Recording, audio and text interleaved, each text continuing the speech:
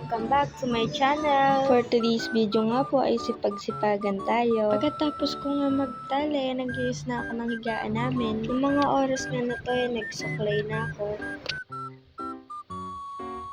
Time check, 10:57 na. Bago nga ako lumabas, ginulo ko muna tong mga anak ko. Anak ko? Oo. Tapos ayun nga, lumabas na ako para maghilamos. Sure din ako na kapag in-upload ko tong vlog na to meron at meron talagang i-eksena. Merong magsasabi na, di ka naman masipag di ka naman gumagawa ng gawaing bahay. Palagi namang asawa mo lang. Hayaan nyo na, masipag siya Alangan naman pigilan ko siya, di ba? Parang hindi naman nag-iisip.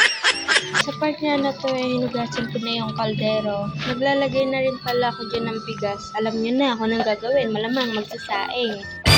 And ayun, hinuhugasan ko na siya. After ko nga siyang mahugasan, isinalang ko na rin. And ayun nga, inayos ko na yung saksakan, tapos inopen ko na din.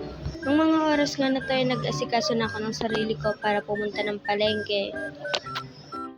2,000 years later. Pagka-uwi ko nga yan nasikaso ko na sila at kinakain. Time check, 12:00 na rin ang tanghali niyan.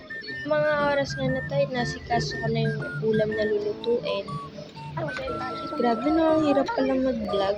Sa pag-i-edit pa lang, tsaka sa pag-video, pagod na pagod ka na. Pero para sa akin, okay lang. Kasi sinisipag ako.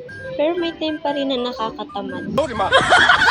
Pero ayun nga, dahil sipag-sipagan tayo nais ko na ditong kwarto habang nagluluto. Napakasipag no? What? Hindi totoo yan! Grabe, sarili ko mismo, basher ko. Hindi kasi kami bati ng sarili ko ngayon, kaya basher siya ngayon. What? Ayaw, di ma! Nung mga oras nga na yan, tapos na akong magluto, nag-aasikaso na rin ako ng tiklupi namin. Yung tiklupi na yan, ilang bagyo na yung dumaan bago siya matiklop. Oo, ganun siya katagal. Ilang minuto lang ay dumating na rin ang aking chupapi. Hi, Eme! Nagpahinga lang siya saglit, tapos yun, kumain na rin kami.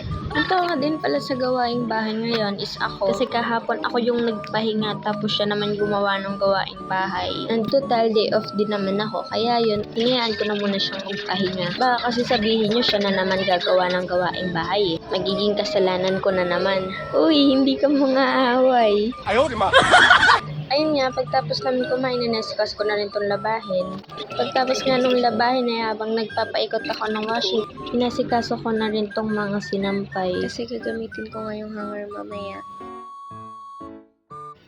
After ko nga siyang maayos nilabas ko na rin. Nung mga oras nga na yun pagod na akong humawak ng camera. Pero sige pa rin siya. And ayun nga, pangalawang salang ko na rin yun. Habang nag-aantay nga ako umikot yung washing, nasikasa ko na rin itong mga brush ng makeup ko. Kasi halos kalahating taon ko na rin yung ginagamit. Pero hindi naman ako palagi nagme-makeup, madalang naman. Kaya madalang ko lang din siyang maasikaso. Pagkatapos kong mahugasan yung brush ng makeup ko, inasikaso ko na rin itong washing.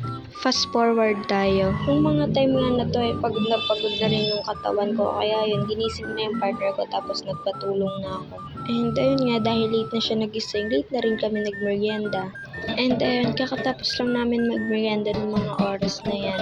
Nagpahinga na rin ako ng konti kasi sobrang pagod na pagod talaga yung katawan ko. Nung mga oras nga na to inaya ko nga siya, mga ngaruling sana kami.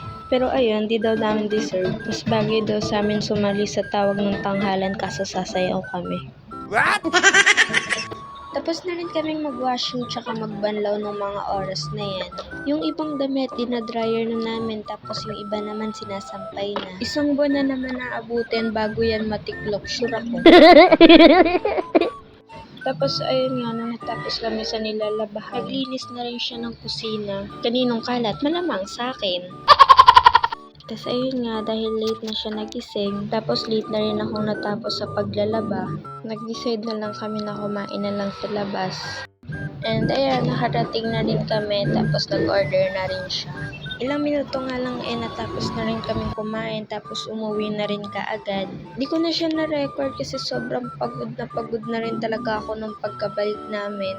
Nagpahinga lang ako nung pag-uwi namin tapos naligo na rin. And ayun nga, dahil wala na nga akong na-record simula nung naligo ako, hanggang dito na lang tong video na to. And yun lang muna guys. Bye!